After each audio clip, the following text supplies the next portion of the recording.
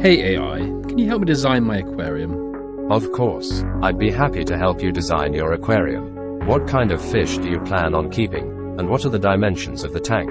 Okay, so we all know where this is going. I'm going to give AI some parameters, and then I'm going to follow its advice to the letter. Can artificial intelligence design a beautiful and natural aquarium, and what kind of recommendations will it make? Well, I have to say, I wasn't expecting it to be quite so opinionated when I explained that one of my parameters was to have undergravel filtration for a planted Betta tank. Keeping a Betta fish in a 20-litre Dennerle Nano Cube with a natural aquascape featuring live plants and rocks sounds like a great idea.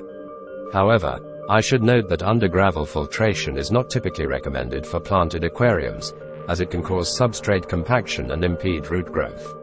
It may be better to use a simple sponge filter or hang-on back filter instead. Okay, well I definitely want to use undergravel filtration, so please factor that in. Can you make a shopping list for me? Certainly. Here's a shopping list for setting up a 20-litre aquarium with undergravel filtration for a Betta fish. Keep in mind that while undergravel filtration can work well for some setups, it's generally not recommended for planted tanks, as it can interfere with root growth. You really don't trust undergravel filtration, eh? Well, I'm going to overrule you. Undergravel filtration is great and can help support plant growth too. Let's carry on without any more grumbling, please. I apologize if I came across as dismissive.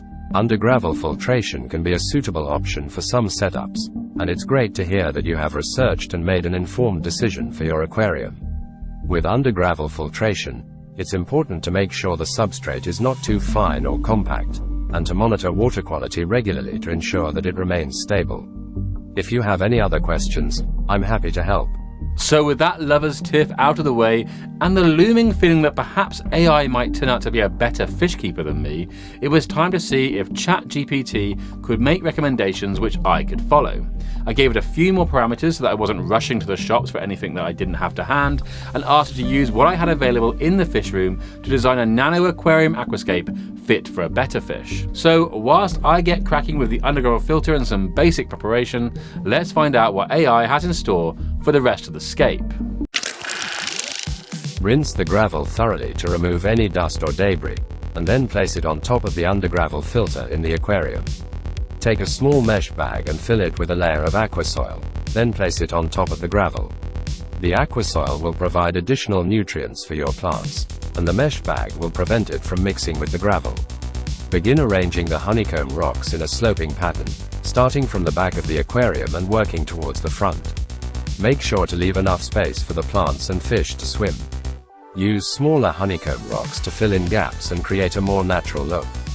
You can also use aquarium-safe adhesive to attach the rocks to each other and to the tank glass to help hold them in place. And that's really not a bad set of instructions so far, right? I even think ChatGPT might be watching MD fish tank videos, given the aquasoil in a mesh bag recommendation.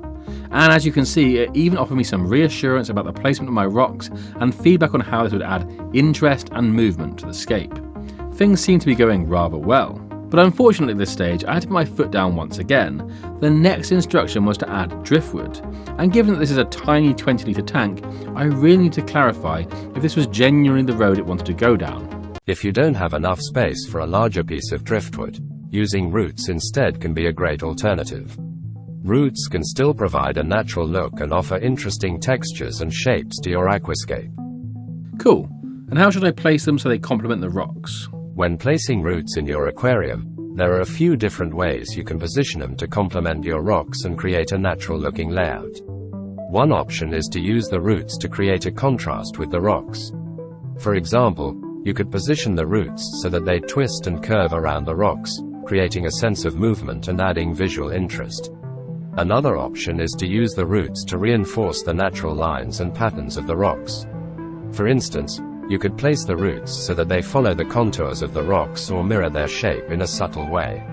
Additionally, you could use the roots to soften the edges of the rocks or create a transition between the rocks and the surrounding plants.